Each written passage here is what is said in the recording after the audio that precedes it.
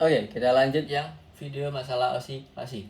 Nah, pada osilasi ini sebenarnya kita tetap kita paling gampang dijelasin itu kita menggunakan analisis gaya atau torka yang di sini kita gunakan ini. Sigma tau atau sigma torka pembalik ini gaya torka pembaliknya ya. Terus itu sama dengan I theta double dot. Itu theta double dot ya kayak massa kali percepatannya gitu masanya ini sih. Nah, kenapa osilasinya tak jelasin yang ini karena sepertinya ini cocok sama materi yang ada di bab 8 chapter 8 chapter 8 yang ada di sini nih. Chapter 8 yang ada di sini. Jadi di sini Indonesia sudut. Kalian kalau mau ngerjain yang ini silakan. Nah, ini kenapa kok ngerjain kayak gini? Ini metode yang menggunakan energi total ya, energi total. Jadi energi kan harus lestari, maka dia menggunakan energi total. Nah, ini akan lebih cocok kalau kita mengerjakan soal-soal yang analitik. Ini soal-soal yang komputasi. Soalnya turunannya enggak dua kali, turunannya sekali. Jadi kalau di komputasi itu turunan sekalinya itu lebih mudah dihitung. Nah, makanya di sini kayak hasil akhirnya tuh kayak gini. Dan ini nggak mungkin kamu selesaikan secara analitik gitu. Makanya dia menggunakan komputasi terus didapatkan seperti ini gitu. Jadi periode awal, habis itu periode kedua, periode ketiga. Nah, periodenya itu berubah. Karena sudutnya ini untuk kasus sudut yang tinggi ya. Maksudnya sudutnya lebih dari angka kecil gitu. Dan seharusnya nggak muncul di UAS. Kalaupun muncul,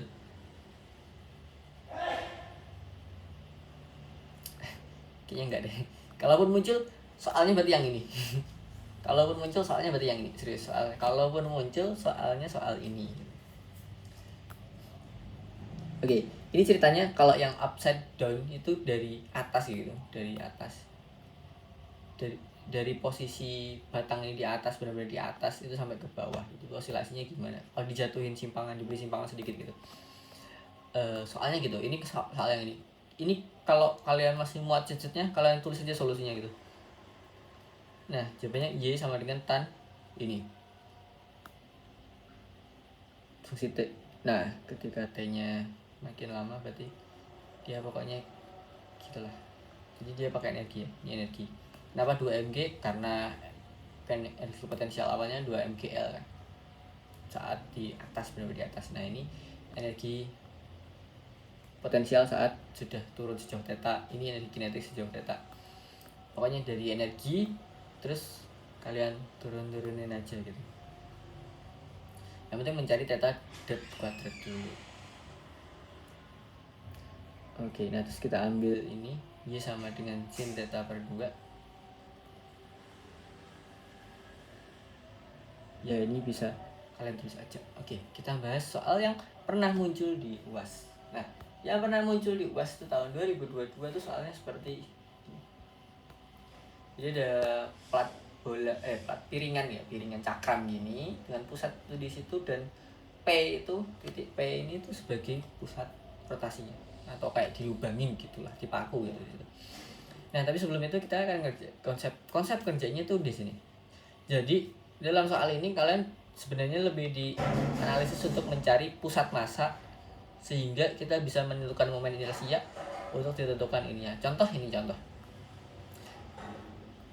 mungkin kita mendengar soal yang sederhana itu seperti yang di kiri. Yang di kiri itu ini tali ya, ini tali gitu.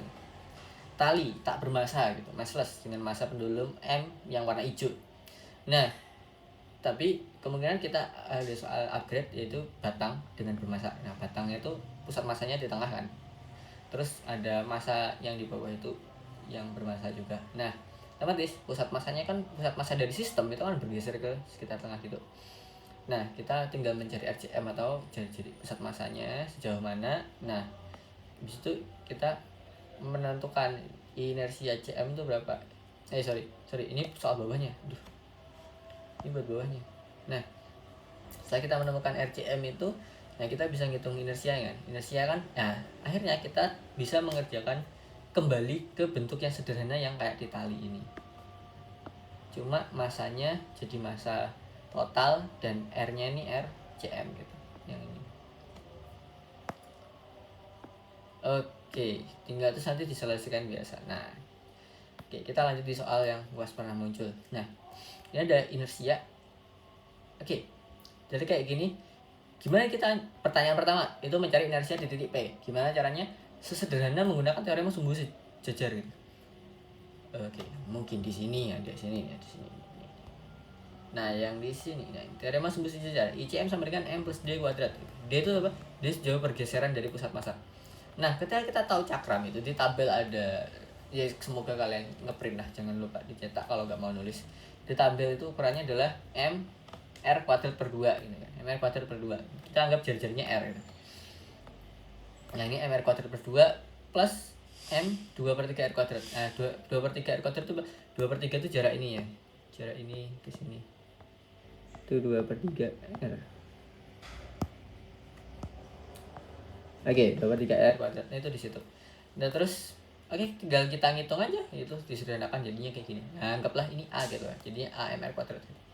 Aku males ngitung. Nah, terus ya udah kita lihat nih kalau posisinya kayak gini, torka pembaliknya gimana nih? Lihat diagram gayanya itu yang warna merah MG sama warna biru. Nah, itu kan dipecah menjadi dua arah lurus sama arah tegak lurus. Arah sejajar lurus. Arah sejajar sama arah tegak lurus. Nah, itu karena tetanya itu yang di atas itu teta di situ, maka yang arah gaya gravitasi dengan arah sumbu sejajarnya itu adalah teta juga. Makanya yang tegak lurus atau yang bisa memberikan torka itu adalah sinnya. Maka torka pemulihnya adalah minus mg sin teta. Kenapa minus? Karena sin tetanya itu ke kanan ya. Tetanya itu ke kanan, makanya dia minus gitu.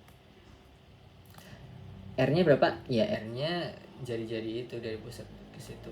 Nah, oke. Terus kita tinggal ngitung kayak yang pakai rumus yang awal ini. Sigma tau, sigma torka sama dengan itu, sama dengan I theta double. Nah, karena theta kecil, di soal dijelasin karena theta kecil, maka sin theta sama dengan theta gitu kan. Jadi seperti biasa, habis itu kita pindah ruaskan dari yang sini, kita pindah ruas. Jadi kayak gini. Terus kita maknai kalau yang di tengah itu biasanya adalah omega kuadrat. Nah, omega itu biasanya 2pi per T, maka kita bisa menemukan T-nya berapa segini. Nah, gimana cara ngujinya ini benar ya? Kita lihat dimensinya tadi. Ini di dianalisis dimensi ada ml kuadrat per ml kali s l per l dikalikan s min 2 itu g, m itu m, r itu l gitu. Nah, ml kuadrat kan dari sini ya, dari sini. Nah, dari m l kuadrat long atau jarak. Terus tinggal dicoret. Nah, ketemu seper s kuadrat, seper s kuadrat gitu. Berarti kan itu s kuadrat di akar pakai s, berarti jadi dimensinya udah benar seperti itu. Semoga ini membantu dan semoga yang keluar segampang-gampang ini ya. Harusnya emang pakai torka sih harusnya. Oke, terima kasih.